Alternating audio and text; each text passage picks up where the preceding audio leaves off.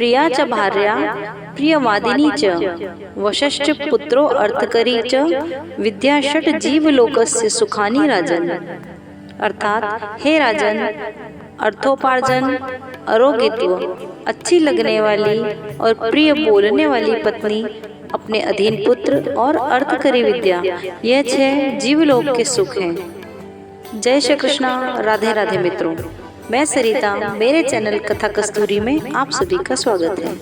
इसके पूर्व के अध्याय में हमने आंवले के वृक्ष के महत्व को जाना था। अब इस अध्याय में हम यह जानेंगे कि चारों आश्रम में गृहस्थ आश्रम ही सर्वोपरि क्यों है। तो आइए कार्तिक महात्म्य के 10वें अध्याय का हम प्रारंभ करते हैं। एक दिन देवर्षि नारद ने श्री वेद व्यास जी से पूछा, हे व्यास जी, ब्रह्मचारी, गृहस्थ, वानप्रस्थी और सन्यासी, इन चारों आश्रमों में गृहस्थ आश्रम को ही सर्वश्रेष्ठ क्यों माना गया है? इस बारे में जानने की मेरी प्रबल इच्छा है। तब व्यास जी ने कहा, हे नारद, जैसे समस्त नदियाँ समुद्र में जाकर आश्रय पाती हैं और सभी जीव माता का आश्रय पाकर जीवित रहते हैं, उसी प्रकार भिक्षुक, ब्रह्मचारी, सन्यासी, विद्यार्थी, गुरु पूजक तथा यात्री, ये 6 जीविका रहित होने पर भी गृहस्थों का ही आश्रय पाते हैं। ध्यान से सुनो।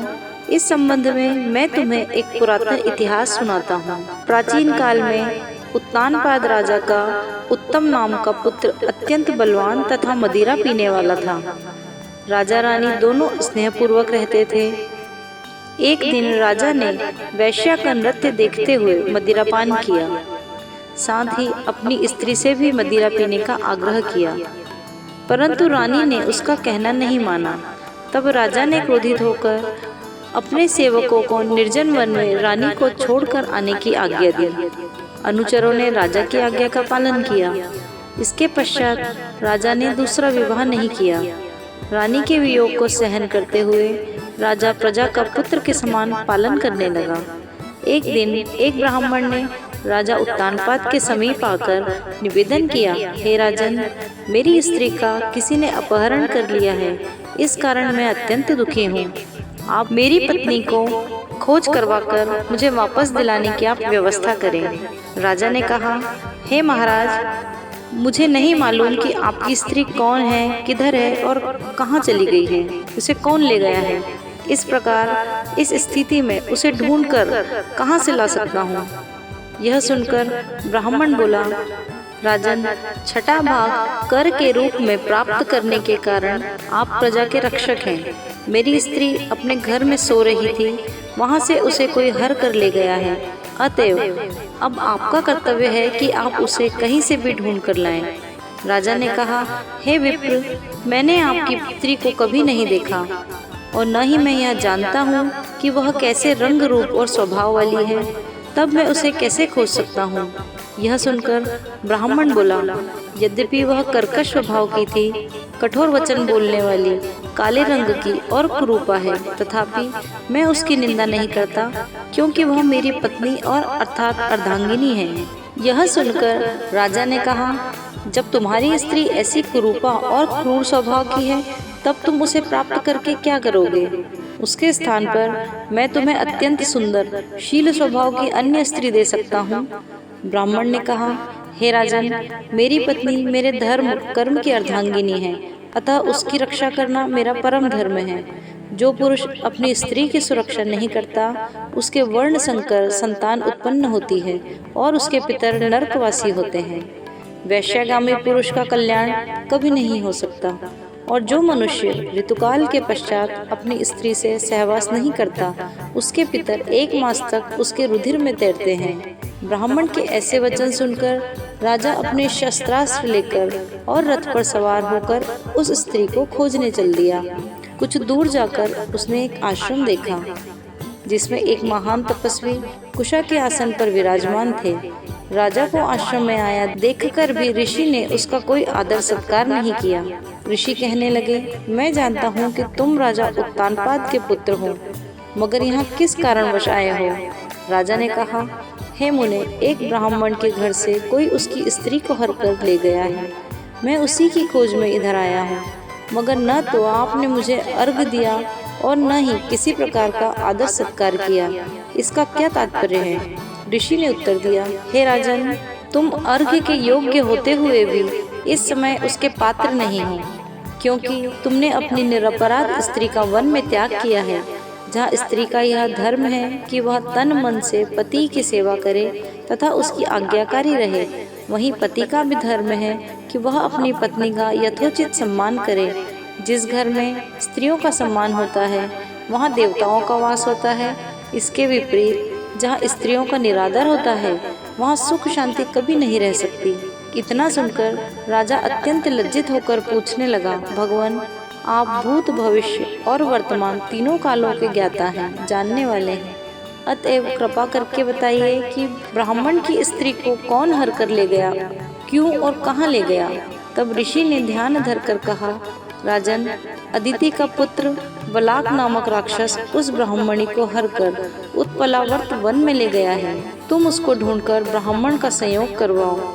यह सुनकर राजा मुनि को प्रणाम करके अपने रथ पर सवार होकर उत्पलावर्त वन में जा पहुंचा। वहां जाकर राजा ने देखा एक स्त्री फल खा रही है। ब्राह्मण ने जैसा बताया था वैसा ही रंगरूप राजा ने उसे देखकर उसे पहचान लिया और कहा, हे कल्याणी, तुम कौन हो और इस वन में क्यों आई हो? तब ब्राह्मणी बोली, मैं अतिरात्र की पुत्री तथा विशालपुत्र की स्त्री हूँ। मैं अपने घर में सो रही थी, तभी वलाक नामक राक्षस अपहरण करके मुझे यहाँ ले आया है। यहाँ लाने के बाद उसने न तो मुझे किसी प्रकार का कष्ट दिया है और न ही मेरा सतीत्व नष्ट करने का प्रयत्न किया है। इतना होने पर भी अपने पति के वियोग के कारण मैं अत्यंत दुखी हूँ। राजा ने पूछा, हे ब्राह्मणी, वह राक्षस कहाँ गया है? तब ब्राह्मणी ने बताया, वह इस वन के अमुक स्थान पर गया है। जब राजा ब्राह्मणी द्वारा बताए स्थान पर पहुंचा तो राक्षस देखते ही राजा के चरणों में गिरकर बोला, राजन, मेरे लिए क्या आज्ञा है? तब राजा ने कहा, अरे निशाचर, तू ब्राह्मणी को हर कर क्यों लाया है? यदि तू इसके साथ विवाह करना चाहता है तो वह अत्यंत कुरूपा, और यदि तेरी खाने की इच्छा हो तो वैसा कहे। तब राक्षस कहने लगा, राजन, मेरे घर में अनेक रूपवती अप्सराएं हैं। उनके अतिरिक्त मैंने कभी किसी स्त्री को भोग की इच्छा नहीं की और न मैं मांस का भक्षण करता हूँ। मैं तो पूर्व जन्म के पापों का प्रायश्चित कर रहा हूँ। इस ब्राह्मण का पति राक्षसों को मारने का मंत्र जानता है। जब हम यज्ञ का अन्न ग्रहण करने के लिए जाते हैं तो वह हमको भगा देता है, क्योंकि यज्ञों का आचार्य वही बनता है। इसी कारण उस ब्राह्मण को दुखी करने के लिए मैं उसकी स्त्री को हर लाया हूँ। शास्त्रों के नियमानुसार स्त्री के बिना पुरुष को धार्मिक कर्म करने का अधिकार नहीं है, अतः अब वह यज्ञों में आचार्य नहीं बनता। राक्षस के ये वचन सुनकर राजा ने विचार किया कि यह भी परोक्ष रूप से मेरी ही निंदा कर रहा है। मुनि ने भी स्त्री का त्याग करने के कारण मुझे अर्घ्य योग्य नहीं माना। तभी राजा को विचार मग्न देखकर राक्षस कहने लगा, हे राजन, मैं आपकी प्रत्येक आज्ञा का पालन करूंगा, आप आज्ञा दीजिए। इतना कहकर वह हाथ जोड़कर खड़ा हो गया। राजा ने कहा, हे निशाचर, तुम इस ब्राह्मणी को इसके घर पहुंचा दो और उसके बाद जब भी मैं याद करूं तुम मेरे पास चले आना। इतना सुनते ही वह राक्षस ब्राह्मणी को लेकर उसके घर छोड़ने चला गया। इसके बाद राजा विचारने लगा, मैंने अपनी निर्दोष पत्नी को घर से निकाला है, अतएव मैं अब कौन सा ऐसा पुण्य कर्म करूं जिससे आप ही इस पाप से निवृत्ति हो। तब राजा ने पुनः उन्हीं मुनि के पास जाकर उनसे उपाय पूछा। मुनि ने कहा, हे राजन, पुरुष के लिए स्त्री धर्म, अर्थ, काम और मोक्ष सभी कुछ देने वाली है। इतना ही नहीं, स्त्री के बिना इस लोक तथा परलोक कहीं पर भी सुख की प्राप्ति नहीं हो सकती। स्त्री चाहे कैसी हो, कुरूपा, मूर्ख, रोगी, दरिद्री या खोटे स्वभाव वाली ही क्यों न हो, पुरुष को उसका सम्मान करना ही चाहिए। पश्चाताप करते हुए राजा ने कहा, हे मुनि, मैंने अपनी निर्दोष पतिव्रता स्त्री का त्याग कर दिया, अतएव अब मैं क्या करूं? मुनि ने कहा, हे राजन, तुम्हारी स्त्री को अकेली वन में घूमते हुए देखकर शतापात नामक नाग उसे पाताललोक लेकर चला गया। उस नाग की नंदा नाम की एक कन्या है जिसने उसको घर में छिपा रखा है।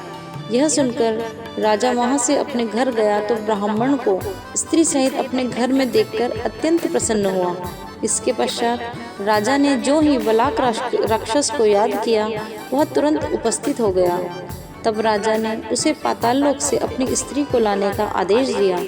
आज्ञा मिलते ही वलाक पाताल लोक गया और वहां से राजा की स्त्री लाकर उसने उसे सौंप दी।